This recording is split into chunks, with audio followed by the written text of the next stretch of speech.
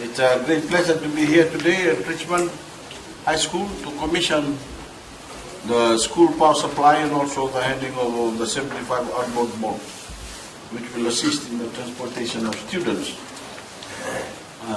to school.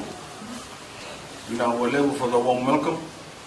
This is one of the 4 schools that I will be visiting to open new facilities during my 2 days visit in Kandahar. As you know, visiting schools and seeing our children is one of my favorite things to do as Prime Minister. 2 weeks ago I had a great time visiting 4 schools in Northern Division and provide much needed upgrades, new equipment and a solar home system for Napuka Secondary School.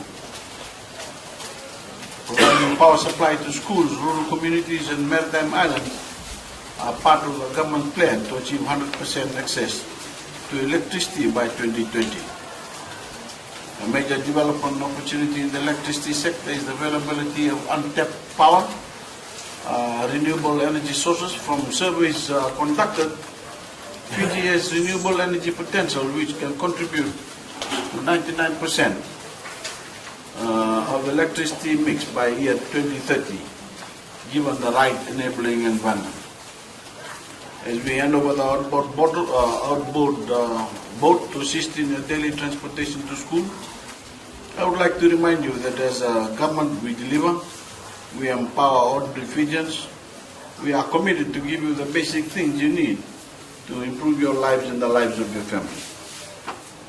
As I also mentioned this morning in the recent budget announcement, I am pleased that there has been a substantial increase to rural development programs and projects. The Ministry of Education is allocated with the biggest portion of our national budget.